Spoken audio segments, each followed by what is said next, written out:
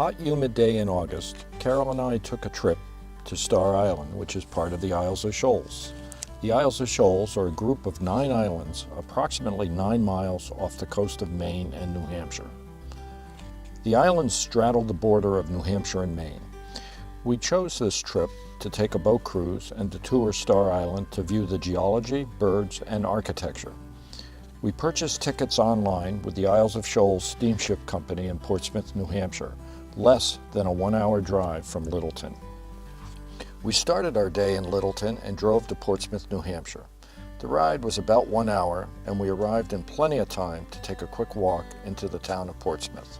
We arrived early, leaving us time to stop for breakfast in Portsmouth Center. We were lucky to find a cafe with outdoor seating to view the architecture of the surrounding buildings and to do some people watching. Portsmouth, New Hampshire is a very historic town in New Hampshire that played numerous roles throughout U.S. history. It has some beautiful old homes that date back to the 17th century. The Jackson House, which was built in 1664, is the oldest surviving wood frame house in New Hampshire. A few other interesting sites in Portsmouth are the John Paul Jones House and Museum and the Wentworth Gardner House, which is called one of the finest examples of Georgian architecture. Also, one of the jewels in Portsmouth is the Strawberry Bank Outdoor Historic Museum, which consists of 37 buildings built between the 17th and 19th centuries in the colonial, Georgian, and federal-style architectures of their day. But for today's show, we will not be visiting any of these sites. We will leave this for a nice spring day. For today, we will view Portsmouth from the vantage point of the Piscataqua River and Portsmouth Harbor. We venture from our breakfast back to the Isles of Shoals Steamship Company. We board our boat and grab seats on the port side of the boat, which is the left side. It was a great day to be on the water, as this was one of the hot and steamy days we had this summer. Our trip today will take us down the Piscataqua River, which runs between Maine and New Hampshire. Since we were on the port side of the boat going to the Isles of Shoals, we will be viewing the sights along the Piscataqua on the Maine side. On the return trip, we will also sit on the port side to view the sights on the New Hampshire side of the river. The Isles of Shoals Steamship Company provides a safe, inexpensive, informative, and comfortable trip to the Isles of Shoals. As we head out on the water, we enjoy some cool breezes, which was quite a relief to the intense heat we had been experiencing in August. A crew member provides very informative narrative of the sights along the shores as we motor out through the harbor. We admire some docked boats and condominiums in Estuary, Maine. Ahead of us was an intriguing bridge. It was the Vertical Lift Memorial Bridge, which carries Route 1 from Portsmouth, New Hampshire to Badger's Island in Estuary, Maine. We were fortunate to see it lift into the elevated position on our return trip. The original bridge was built from 1920 through 1923. When the bridge was dedicated in 1923, 5-year-old Eileen Foley, whose birth name was Helen Dondero, cut the ceremonial ribbon to open the bridge. Eileen went on to serve 8 terms as Portsmouth mayor.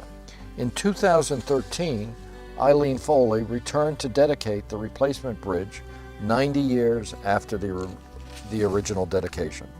We continue up towards the mouth of the Piscataqua and see the Portsmouth Naval Shipyard, which is the country's oldest continuously operating shipyard. It opened in June 12, 1800, during the administration of John Adams. It has a long tradition of shipbuilding, starting with wooden warships, and then during World War I, the shipyard started building submarines, which continued to 1969. Today, the shipyard is used for overhaul, refueling, and modernization work of various vessels. The Coast Guard uses the shipyard for its medium-sized endurance cutters. Ironically, Portsmouth Naval Shipyard is located in Estuary, Maine. A border dispute over the location of where Seaveys Island and the shipyard was located was found in favor of Maine in 2001 by the U.S. Supreme Court. Portsmouth Harbor is a tidal estuary. It makes an ideal harbor because of swift-moving water in a deep estuary, which prevents it from freezing. I keep my eyes peeled for harbor birds, such as cormorants, gulls, and terns. If I'm lucky, I'll see a guillemot or two.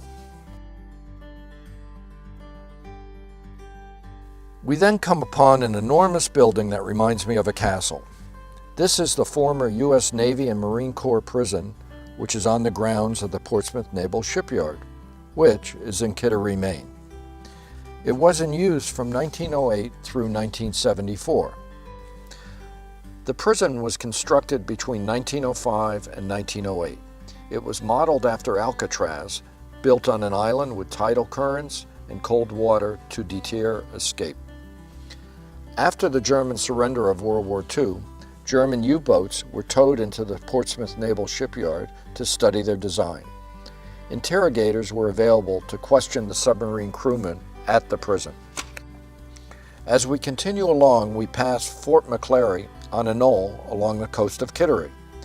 Fort Mccleary is a former defensive fortification of the United States military used throughout the 19th century to protect approaches to Portsmouth Harbor. The property is now owned and managed by the state of Maine as Fort Mccleary State Historic Site. It has a rich history that spans from the War of 1812, the Civil War, and the Spanish-American War. As we continue to motor towards the mouth of Portsmouth Harbor, we see a classic New England lighthouse on a rock outcrop at the mouth of the harbor. Whaleback Light is a historic lighthouse marking the mouth of the Piscataqua River between Newcastle, New Hampshire and Kittery, Maine. A light has been active at this location since 1820. The present tower was built in 1872. It was listed on the National Register of Historic Places in 1988. We pass the lighthouse and the mouth of the harbor into the Gulf of Maine, heading towards the Isles of Shoals. I am looking for animals common to this environment, perhaps some sea ducks, seals, dolphins, porpoises, and maybe a minke whale. We can see the Isles of Shoals in the distance. As we get closer to the Isles of Shoals, the first island we see is Appledore. Appledore Island is the largest island in the Isles of Shoals. It was formerly called Hog Island. It is located in Kittery, Maine. Appledore Island was originally settled by Europeans in the colonial era. Some of the islands in the Isles of Shoals were used for seasonal fishing camps by indigenous Americans. The English explorer Captain John Smith named the islands after sighting them in 1614. The first recorded landfall by an Englishman on the Isles of Shoals was by Captain Christopher Levitt in 1623. A settlement evolved on Appledore Island in the 1600s. Farming was done on the island since water travel to the mainland was economically feasible. Around 1700, the entire settlement moved to Star Island, which is on the New Hampshire side, to avoid the Massachusetts taxes, since Maine was a province of Massachusetts at this time. During the 19th century, Appledore Island thrived as an artist community. There were private dwellings on the island and a hotel. Celia Layton Thaxter was a writer of poetry and stories who lived on the island for most of her life with her father. Some of the artists and composers that frequented the island were Edward MacDowell, William Mason, and John Knowles Payne. The famous American Impressionist artist Childe Hassam frequented the island and painted Celia's garden in a style similar to Monet's Giverny paintings. Hassam also painted a variety of scenes of the Isles of Shoals. His paintings are displayed at museums around the world. You can see some of his work at the Museum of Fine Arts in Boston.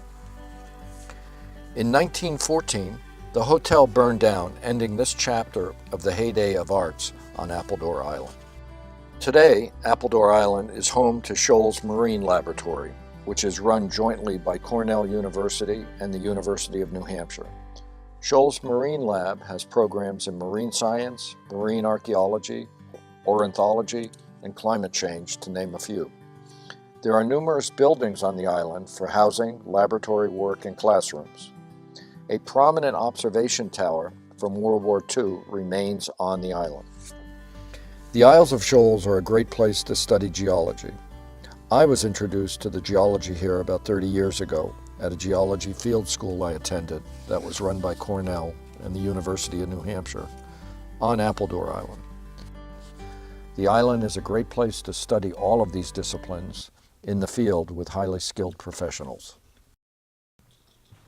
That's it for part 1 of our visit to the Isles of Shoals. Join us for part 2 when we land on Star Island and hike around to see the sights.